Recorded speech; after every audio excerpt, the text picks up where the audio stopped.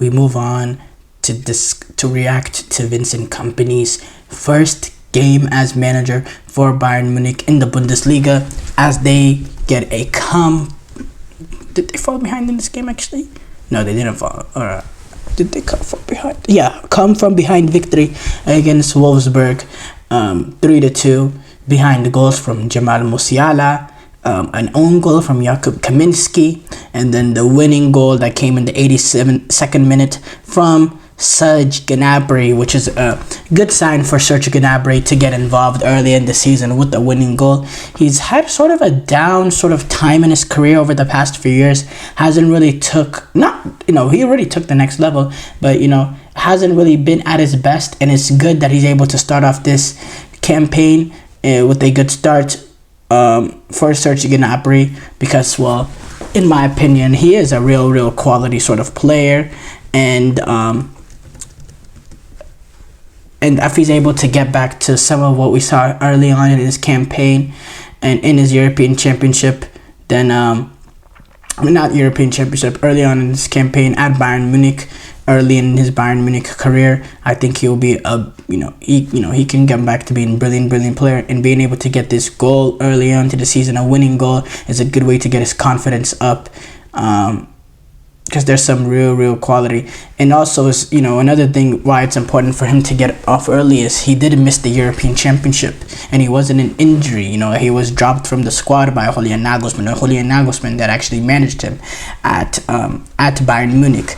So there's real need here for Serge Gnabry to kind of get his career back on track, so he can get back into that Germany team as they approach the World Cup coming up in 2026. But going back to this Bayern Munich game, if you read off the stats, Bayern Munich dominated possession in terms of general play, 71% possession for Bayern Munich to 21% for Wolfsburg. You look at the statistics: 15 shots for Bayern Munich to 10 shots for Wolfsburg, 8 shots on target for Bayern Munich to 2 shots for Wolfsburg. We saw some real attacking intent, Jamal Musiala. We know Jamal Musiala is a brilliant player. We saw what he was able to do at the European Championships. We saw what he's been able to do over the past few years. He's an extreme talent, freak of nature in terms of being able to control the ball in tight spaces, his dribbling ability, his technicality. It's absolutely unbelievable. It's a player that, I dream of trying to play like. Those are just the sort of players dream about and wanting to be like. Just that quality. He's such a brilliant player, and I love watching him play. I love his close control. I love his touch.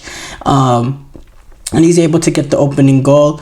Not because of that, but just because he's at the right place at the right time, making sort of a gamble sort of run. But still, overall, he had a great game just because of his just pure ability. We saw the directness and the verticality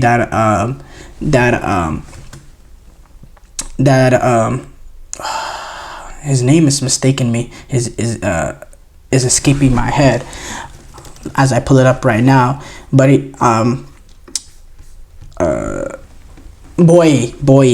Sasha Boy, playing in that right back sort of role, getting up the field, with pace, with desire, with an electricity, and then being able to find the cross.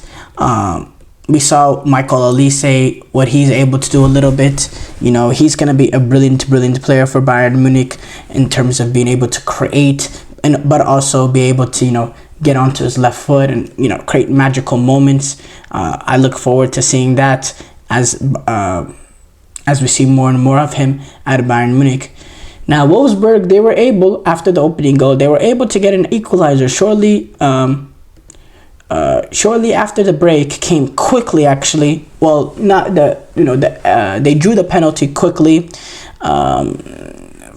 For me, it's again, it's bad defending. It's really bad defending that early on for the center backs to get caught out the way that they did, sort of with the simple ball played in behind, which forced Sasha Boy to sort of make like a sort of last ditch effort in there. It's just not good enough. It's just not good enough. And again, that's the sort of issues that Bayern Munich have had. And then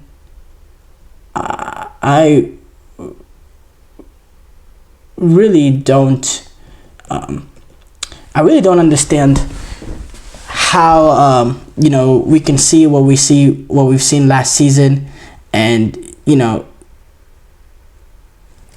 and still continue to try to play Kim Min-jae and Dayot Upamecano. The second goal, it comes off literally a Kim Min-jae mistake. I mean, an awful mistake, trying to sort of play the ball back to the keeper, doesn't get enough on it. A Wolfsburg player gets in the way, and then the Wolfsburg player is able to get onto it, and then on top of that, there was another opportunity that Wolfsburg could have potentially had through a mistake from Dayot Upamecano trying to play out. It's just like the same sort of players that were making the mistakes last season, that were costing Bayern Munich last season, specifically the Bayern center halves, are out here starting this season exactly the same way, and Bayern Munich's attack had to bail them out. But going up against the better teams, going up against the better teams, Bayern Munich's attack will not be able to get this sort of back line out of trouble. And you hope, because Vincent Kompany has played center back and has played in the defense, he will be able to sort out that sort of weakness there, especially in those center halves position. But again, from the opening game, they looked exactly the same as we saw last season. Now, we'll give Vincent Kompany the benefit of the doubt, because it'll take some time to fix this sort of bad issue. But we know the issues with Kim Min-jae and Upamecano, and Bayern went out to sign Hiroki Ito, the Japanese center half. Now, is he gonna be the answer? We don't know. We don't know if he's going to answer. He's going to be out for 2 to 3 months with the metatarsal fracture that he suffered in preseason. But is he going to be really the answer for Bayern Munich in terms of their center back issues? It remains to be seen. He was the new signing that came in terms of center half. But again, sort of those mistakes, and really Bayern Munich were lucky. They should have won down again with the mistake that came from Upamecano trying to sort of playing the ball right into the Wolfsburg midfielder, which led to a one-on-one opportunity for Berns. It should have led to the third goal and potentially the winner for Wolfsburg, but instead he plays it a little bit wide, and immediately 5-6 minutes or so later, Coman is able to get the ball in sort of a transition play.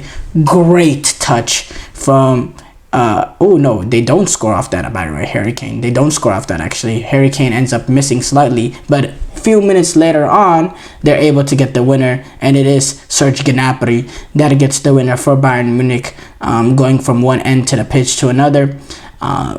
And that's the winning goal. But again, it's Bayern Munich's attack that's bailing out the defense. Against the better teams, it's not going to happen.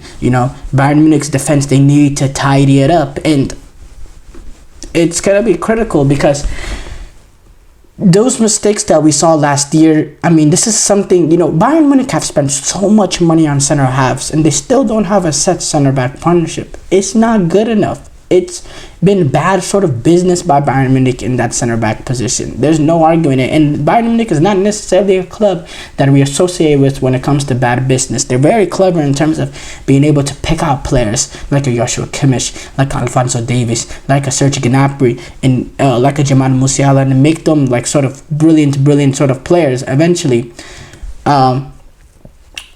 right?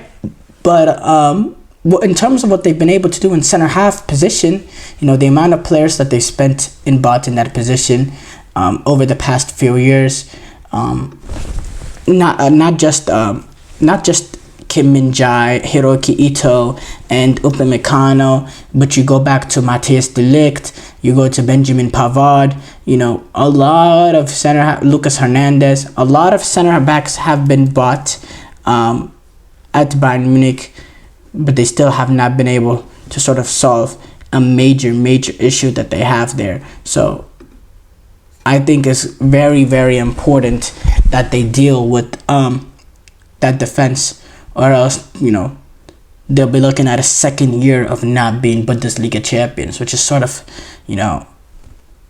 crazy for Bayern Munich.